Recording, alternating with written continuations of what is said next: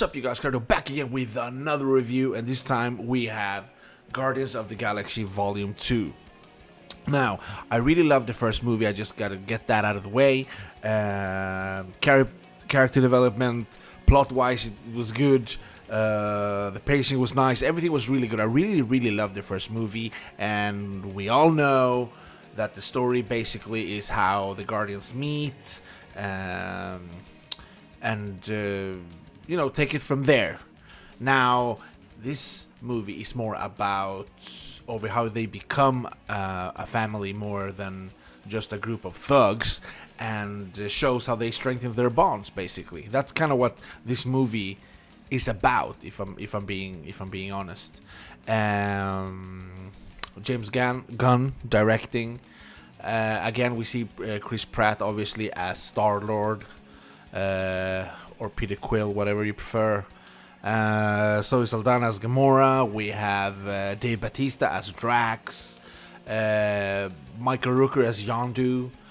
We have the voice of Vin Diesel for Groot, and the voice of Bradley Cooper doing Rocket. So that's basically it. We have some more actors as well, but these are like the main cast. Anyway, basically this movie is...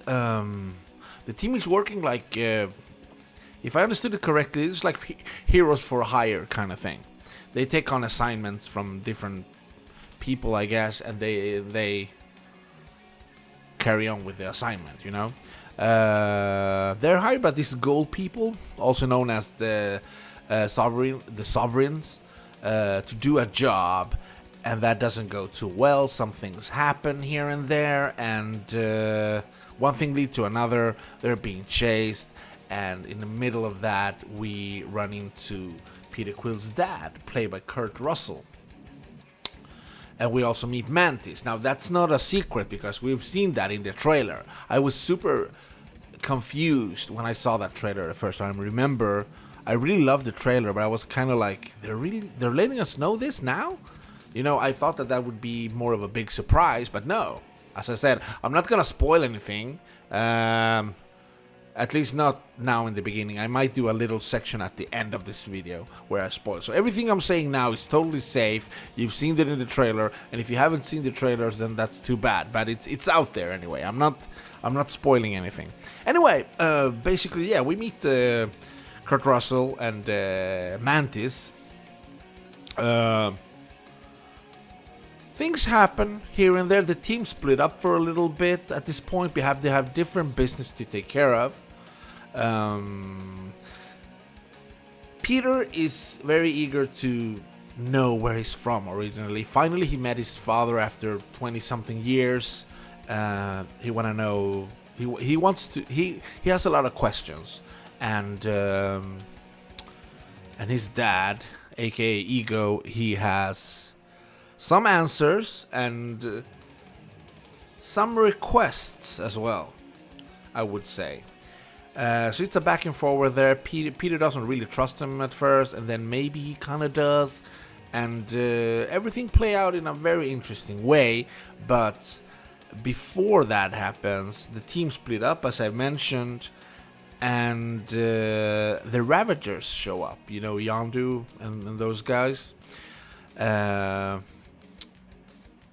Some shit happens that leads to Yondu, Groot, and Rocket, so they have to work together. It's so much fun to see this movie. The actors are amazing. Peter Quill, aka Star-Lord, awesome. I mean, Chris Pratt does a really good job. So is Aldana as Gamora is awesome as well. But my favorite actor of this movie was Michael Rooker. No doubt about that. He plays Yondu, and he has, I guess you could say, a bigger part in this movie than he did in the previous one. Which is a good thing, because he's an amazing actor. His character is really fucking cool. They develop him a bit more, and you know, what can I say? He's a really good actor. It's really cool to see him engaged more in this movie. So anyway, he ends up with Groot and Rocket for some reason. As I mentioned before, Ego tries to bond with Peter.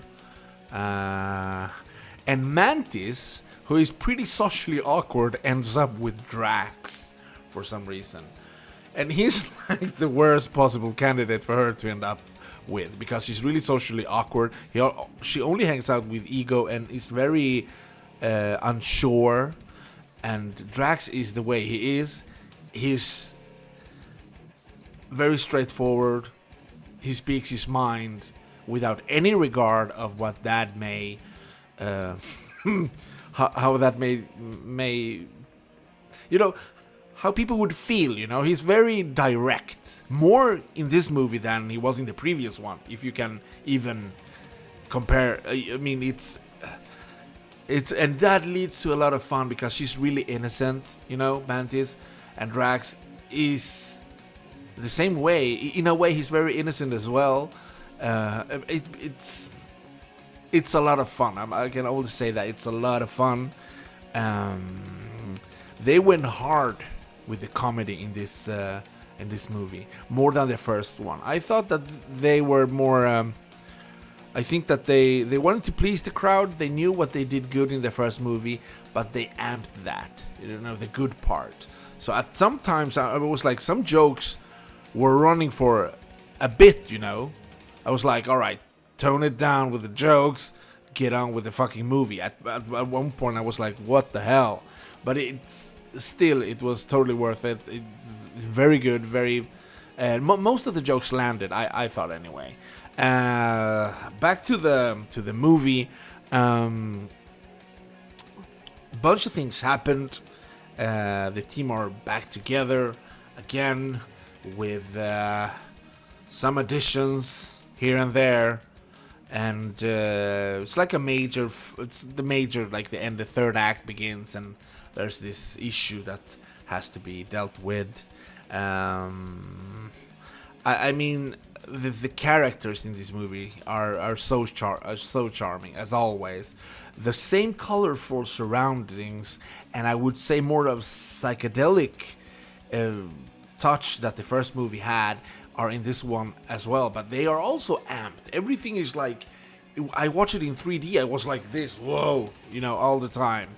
So that was pretty interesting. It's very difficult to focus on what's happening sometimes, because you have such a colorful environment and things happening everywhere, and the scales in this movie were different from the first one, because you could see everything was not everything, but a lot of things were shot from afar with a extremely wide lens, so you could see like a little car at some point or something like that, or a spaceship, and it's like, what is that? Oh, that's them. Oh, that's that. Well, it's so big, stuff like that. Pretty cool. What else? What else was I thinking? Yeah, I also mentioned that most of the jokes did land, which was cool. The dynamic between the characters, some more than others, was pretty fucking awesome. I have to give them that. The music, Jesus Christ, it's gone from good to even better, if I'm honest. It's awesome. They have some TV series hints here and there, some references that we can take in that are pretty cool. At least if you're into old series from the 80s, really cool. I enjoy that very much. I think that this movie keeps you engaged and interested throughout the whole movie, if I'm being honest. The whole essence of this movie is to get them to bond, to form more or less like a family bond, and to trust each other and that whole thing. Because as I mentioned before, in the first movie they meet. That's kind of what's up, right? And they end up working together. Here, it's more the family thing, They have each other. They can learn to rely on each other and all that stuff. It makes the whole movie more emotional than the first one was. Some points in this movie are like, wow, really like that. I thought anyway. What else? All sidetracks aside, if you consider they are well explained, we understand why people need to split if you understand. And it's pretty well explained why they do so, and it's more about the characters than the plot itself. I thought they were really clever about doing that because they kind of paired together some of the characters, and we got to see their how they evolved while dealing with whatever situation they were dealing with, you know. So that was pretty cool. So bonds are strengthened in this one for sure. The team chemistry is strong, but it has some individual flaws. We have that, and as in every family, I guess you have a. I don't want to say a weak link, but because it's not about that, but yeah, things happen, you know. Groot. He's a bit of a mascot in this one, more than he was in the first movie, obviously. He's Baby Groot now. And the Baby Groot is a little bit maybe like BB-8 in Star Wars to some extent. But here, I mean, he is a fucking baby. Baby Groot is not just the name because he's little. This motherfucker is a baby. He's running around. He's not the same Groot we knew in the first movie. He's Groot, obviously, but he's very innocent, and the team has to kind of parent him because he takes off and he does a lot of crazy shit, and he's hilarious. He's extremely cute, and a lot of scenes with Groot, you're gonna get your Groot dose. I can guarantee you that much. What else? In the beginning of the movie, they were hired by some gold people. As I mentioned, Star Regions or whatever they were called. They're not so important for the story, more than they launch the whole team into action, and sort of speak. But for me, at least, I see them more as a diversion from the real issues of what's going on in the movie. And yeah, so that's that. Ego's character, Peter's dad, is pretty interesting at first. But some things happened, and you start to get a feel of kind of how he is.